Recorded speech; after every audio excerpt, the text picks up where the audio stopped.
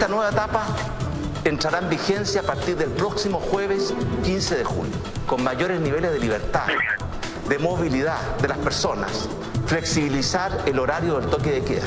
Vamos a establecer dos horarios, uno de 10 de la noche a 5 de la mañana y otro de 12 de la noche a 5 de la mañana. Se establecen mayores libertades para las personas con pase de movilidad, personas vacunadas con su proceso de vacunación completo, donde en restaurantes, fuentes de soda, en los que también se aplicará para otras actividades como gimnasios o casinos de juego. En preparación se podrán reunir un máximo de 10 personas sin pase de movilidad y 20 si todos cuentan con él. Se trata de la actualización muy esperada del paso a paso y por lo mismo estamos con el ministro secretario general de Gobierno, Jaime Bellolio. Gracias por estar con nosotros. Hagamos además de esta iniciativa algo ojalá fácil, comprensible, digerible para nuestra audiencia. Invitarlos a todos ustedes a poder hacer también sus preguntas. Partamos desde la ABC. ¿Esto va a ser efectivo a partir de cuándo y a quiénes sobre todo va a privilegiar?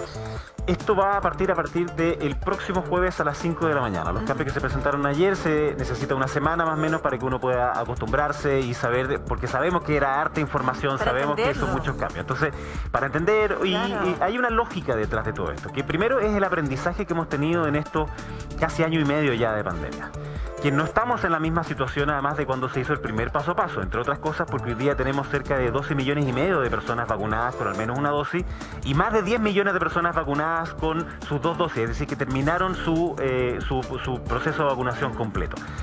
Al mismo tiempo sabemos lo que significa las cuarentenas, lo que significa el encierro, lo que ha significado no solamente socioemocionalmente en términos de salud mental, sino que también los impactos que tiene en materia económica y algunos rubros específicos. Entonces todo eso se hizo además escuchando. Yo creo que eso también es súper clave. Hicimos dos procesos de escucha muy potentes. El primero de ellos con 140 gremios y personas, en los cuales habían de todo. O sea, por ejemplo, en mi mesa, a la que a mí me tocó dirigir, que eran alrededor de 10 personas, estaba el vicepresidente del colegio médico, estaba una persona, el representante de los organilleros, estaba una persona de colegios, estaba una persona de los centros de larga estadía de adultos mayores, transportistas y otros. ¿Y cuál es la cuestión mejor de eso? Es que entre ellos conversaban.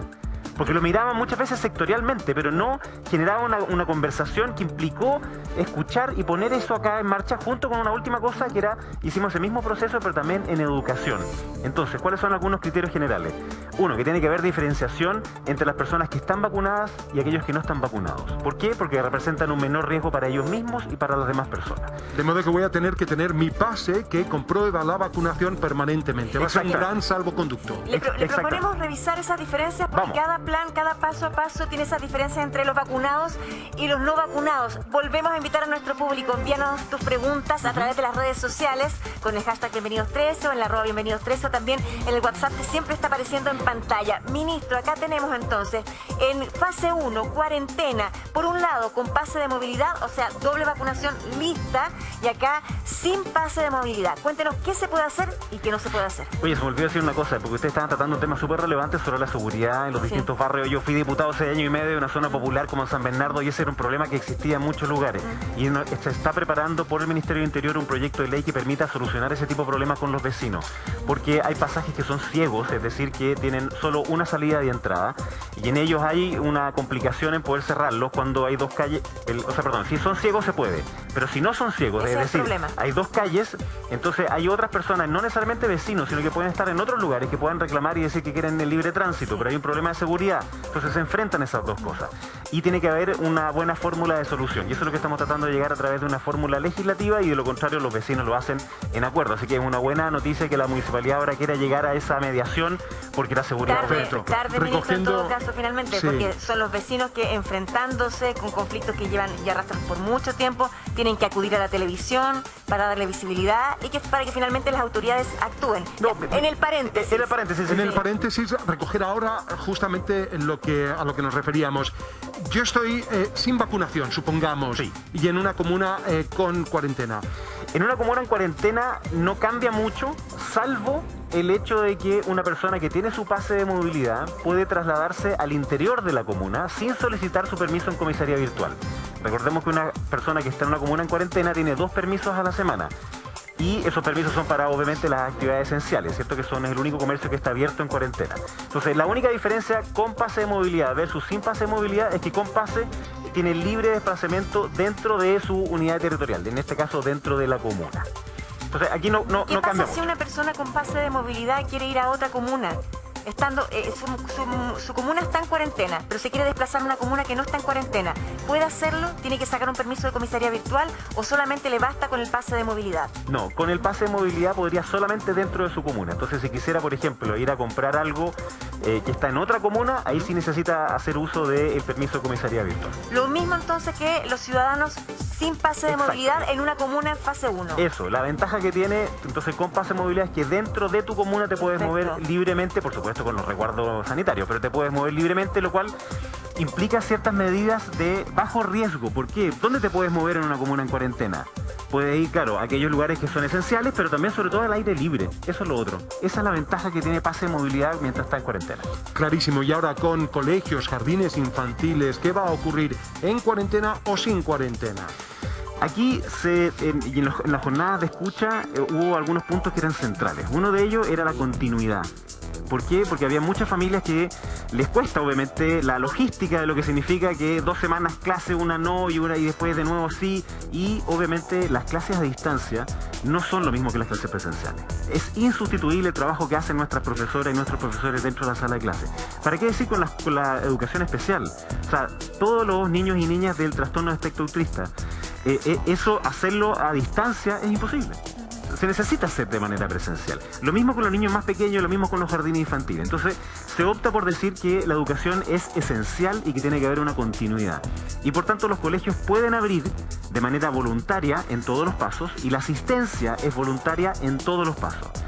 Y un colegio que, por ejemplo, hable en fase 2, como hoy día está toda la región metropolitana, abre. ¿Qué ocurre si es que retrocede esa comuna? Puede seguir abierto el colegio. Y eso es una cuestión que es importante para la continuidad, no solamente del proceso de aprendizaje, que sabemos que ha sido brutal, sino que también la educación socioemocional que necesitan nuestros niños. Lo importante es señalar que siempre es voluntario. Siempre es voluntario, y eso lo pusimos, la asistencia voluntaria siempre. O sea, transición hacia apertura siempre es voluntaria y la apertura también es voluntaria. ¿Es voluntario desde el establecimiento educacional y también desde los apoderados? Sí, por supuesto, lo es. Ahora, para que los apoderados puedan escoger si enviar o no a sus hijos de manera voluntaria al colegio, el colegio tiene que estar abierto. Eso lo pregunto porque desde la comunidad de los profesores, ¿verdad? El colegio de profesores han dicho y han hecho un llamado de que no están preparados para abrir los colegios en presencialidad. De hecho, incluso se habla de que hay profesores que podrían no querer asistir presencialmente porque no se sienten seguros. O sea, las palabras de Carlos Díaz ha dicho esto es criminal. Bueno, yo estoy en total desacuerdo con él. Yo creo que es criminal el seguir insistiendo en que no haya presencialidad en aquellos niños que son los más vulnerables de los vulnerables. La brecha gigantesca que existe ahí, la brecha que existe en materia socioemocional, el déficit que significa en la lectoescritura, lo que significa en la socialización, lo que significa para los niños con necesidades educativas especiales. Entonces, nuestras profesoras y profesores a lo largo de todos estos años, de todo este año y medio, han tenido una pega extraordinariamente difícil. Han hecho una tarea gigantesca.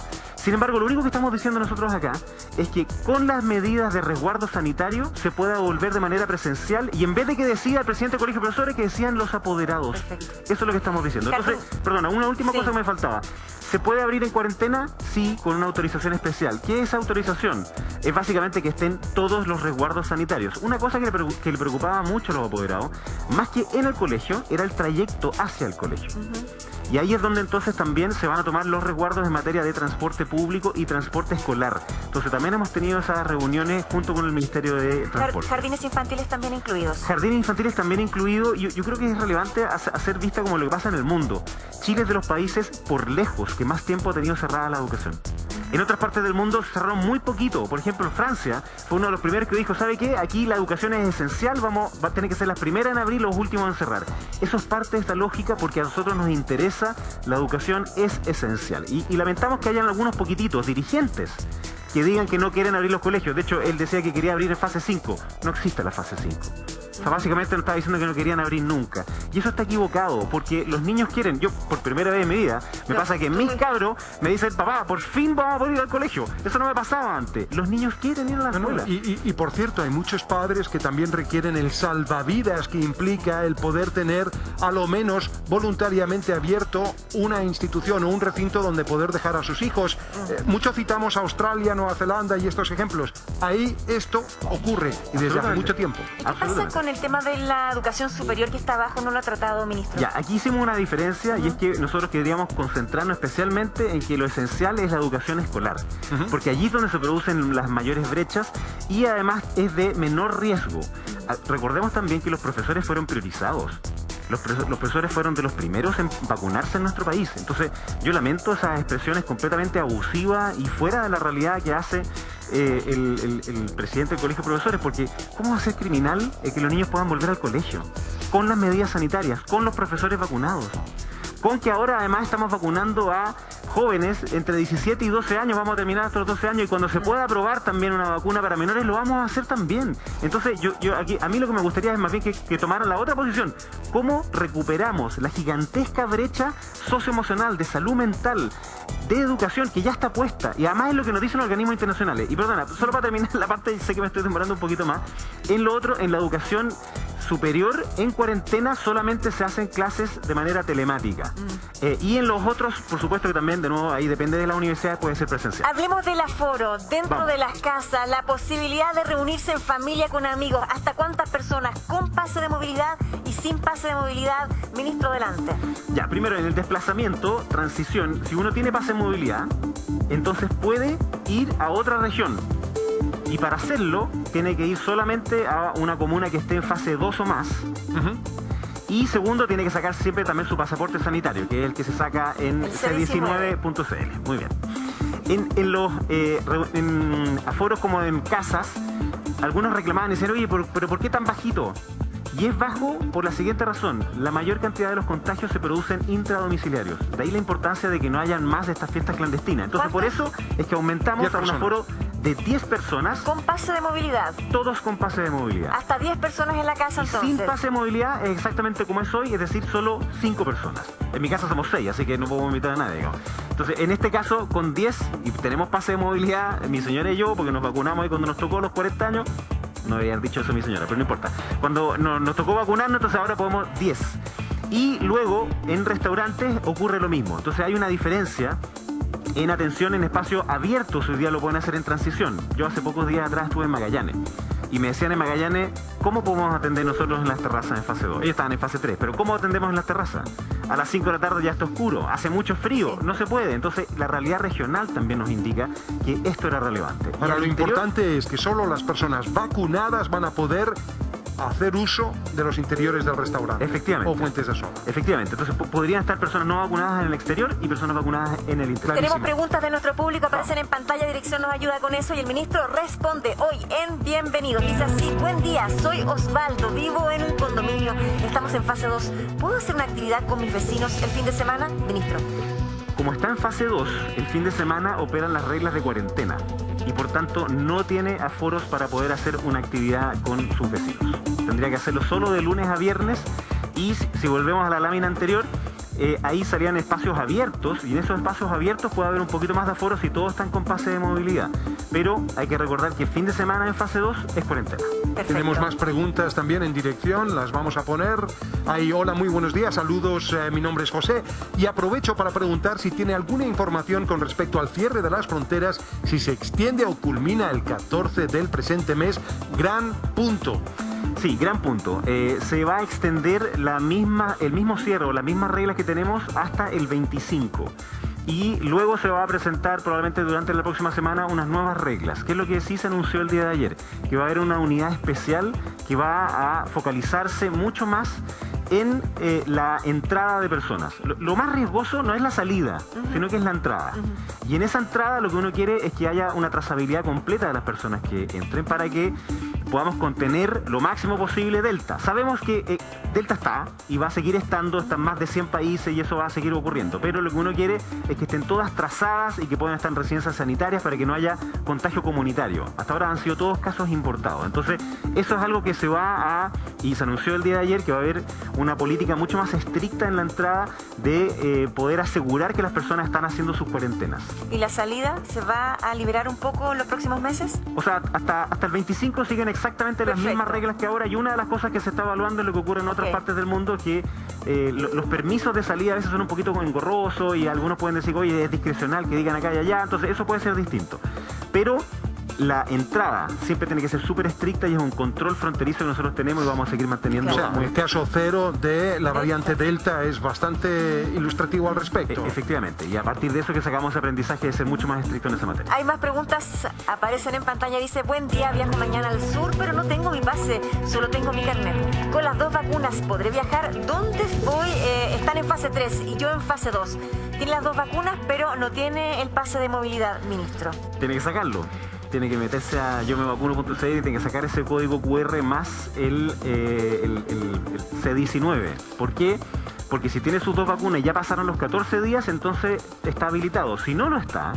Si, por ejemplo, recién se puso su segunda dosis, no tiene pase de movilidad y, por tanto, no puede salir de la región. Tiene que quedarse dentro de la misma región. Y en fase 2, claro, se puede mover. Entonces, la otra está en fase 3, está perfecto, eso lo cumple, pero necesita sacar su pase de movilidad, que es muy sencillo, y si ya está vacunado, entonces lo va a poder hacer. El carnet de identidad, obviamente que importa, pero en este caso importa que tenga su permiso de movilidad. Una de las industrias más golpeadas, los gimnasios, ¿cuáles son los requerimientos para poder hacer ejercicio? Se hizo 2 diferencias, o sea, hay 2 tipos de eventos, ¿cierto? Hay eventos que son con interacción y otros que son sin interacción. Para decirlo en sencillo, no es solo esto, pero con interacción implicaría que las personas se relacionan entre sí, se sacan la mascarilla porque, por ejemplo, están ingiriendo alimentos u otro tipo de cosas. Esas son más riesgosas y, por tanto, hay aforos que son más reducidos en ello. En cambio, cuando son sin interacción y hay una posición fija, un cine, un teatro, el estadio, que además es abierto, y ahí sí se puede, aforos que son más grandes. Y de nuevo se hace la diferencia entre personas con pase de movilidad y sin pase de movilidad. Entonces, las actividades que son no riesgosas tienen un mayor aforo y las actividades que son más riesgosas, es decir, al interior y, por ejemplo, con interacción, si hay consumo de alimento, el problema no es el consumo de alimentos, el problema es que cuando se consumen los alimentos se sacan la mascarilla y eso obviamente aumenta el riesgo de potencial contagio. Bueno, todo esto está hecho para justamente fomentar un proceso de vacunación donde ojalá subamos el umbral ya de los 80% de vacunados y logremos esa inmunidad rebaño. ¿Palabras de cierre, ministro? Toda esta información está en la página gov.cl, tienen que meterse ahí el paso a paso. Yo sé, yo traía un cuadrito y yo se lo mostraba a los muchachos, yo sé que aquí no se va a ver muy bien, pero claro, yo ya me lo aprendí de memoria y yo no espero que nadie se lo aprenda de memoria, pero está todo súper claro y aquí, entonces, por ejemplo, dijimos con pase de movilidad, que esta franja de acá arriba, y sin pase de movilidad. Entonces, la lógica de todo esto es hacer diferencia de mayores aforos, sobre todo al aire libre de aquellas personas que están vacunadas para fomentar la vacunación. Y aquí, yo sé que ustedes nos han ayudado mucho, pero sobre todo aquellos jóvenes que no se han vacunado porque piensan de que a ellos no les va a pasar nada, están equivocados, les va a pasar, les puede pasar. Y es no solo por ellos, sino que también es por todas las otras personas. Así es, ministro. Eso es clave. Muchas gracias por su presencia en esta jornada. Que tengan muy buen día. Muchísimas gracias a ustedes y encantado de cuando sea necesario volver a explicar todos los cambios que están acá. Siempre invitado. Muchas gracias. Seguimos